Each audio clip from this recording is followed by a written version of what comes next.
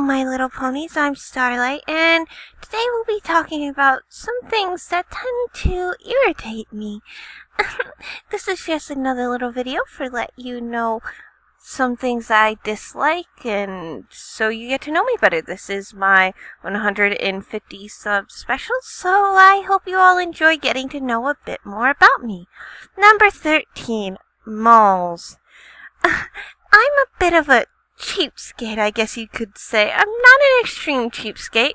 I'm just one that doesn't like to buy frivolous things that aren't really necessary. And as such, I have a firm distaste for malls. There's really nothing there I need. And as such, going there just tends to irritate me. Number 12. Horror movie logic. Oh, dear Lord. I'm sorry, but in my philosophy, if you're dumb enough to go into a room where you just heard scratching, clawing, and growling noises, you kind of deserve to get killed. Just saying. In the movies, at least. Number 11. People who text me at 3 in the morning. I understand that everybody isn't on the same time zone. But quite frankly, 3 in the morning is the witching hour. Only evil people are up at that time. Unless you have a court date, which I don't think courts open at 3 in the morning, so really no one needs to be up that late. Anyways, bars are closed, nothing's going on, you can't do anything, so why are you up at 3 in the morning? My point exactly. There's no reason. Don't call me at 3 in the morning, because I'm not going to fucking answer. I'm going to roll over in my bed and ignore it. Number 10. People who interrupt me while I'm reading a good book. Have you ever noticed people never interrupt you when you're reading a really crappy book, but you're just getting to a good part in a book that's really good, and you know, you got the images going in your head. It's like watching a movie. Oh, the fight sequence is about to begin. And then someone taps you on the shoulder or calls for you, and poof, it's gone. And then you have to start back like 3 pages later in order to get back there when you finally get back from doing whatever the person interrupted you for. Ugh. Number 8.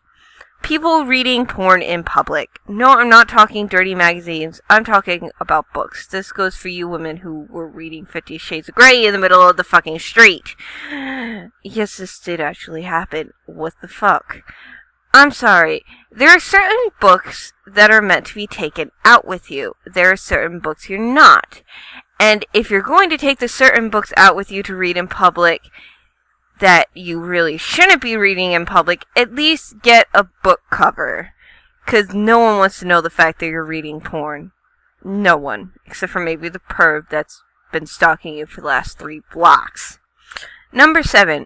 When people call across the house for you like you're a dog. This happens to me quite often, really.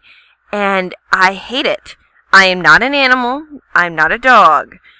You can either call me, contact me through my phone, or you can have the common courtesy to at least walk to my room, which isn't that far, to get me. I understand that it's very convenient to bellow across the house, but quite frankly, it's just not nice. Or at least change your tone of voice, because, come here, Starlight! It's like, come here, Rover! Come here! Fucker, I'm not a dog. Where was I? Ah, yes, number 6. When I make dinner for someone that no one eats. Now, listen, I'm the kind of person that will ask the people before they leave for work, what do you want for dinner? They will usually tell me, and then I will get the necessary ingredients to make the dinner. And if you come home after I made you exactly what you wanted and say, oh, I already ate, it fucking pisses me off. I put in the time and the effort to make you what you wanted, and you're not going to fucking eat it? That's just rude. Number 5. Bras with padding. Now, for those of you who don't know, I am a female. And like most females, I have boobs, which in current society means you need to wear a bra. The problem is that while I have rather nice large boobs, they aren't so big that they hang down. And as such, well, a bra is not really necessary if you ask me, but people still go all spazzy and guys get all weird if you don't wear a bra. So I'm unfortunately forced to wear one.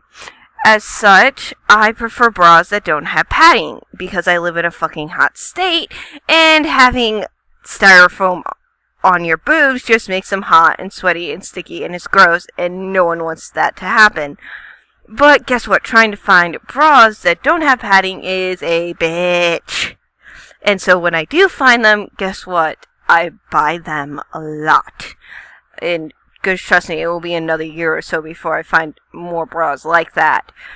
So, yeah, padding in bras is just irritating. I understand that some women have small boobs and they're self-conscious about that, but quite frankly, you don't need to be.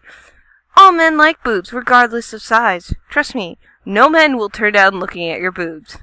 Unless he's gay. Or asexual. So, horny straight guys. Yeah. Number four. Have you ever clicked on a YouTube video and the commercial comes up? Not a big deal. This is how YouTubers make their money, after all. And the commercial plays, and then you go on to the video, and all of a sudden, error.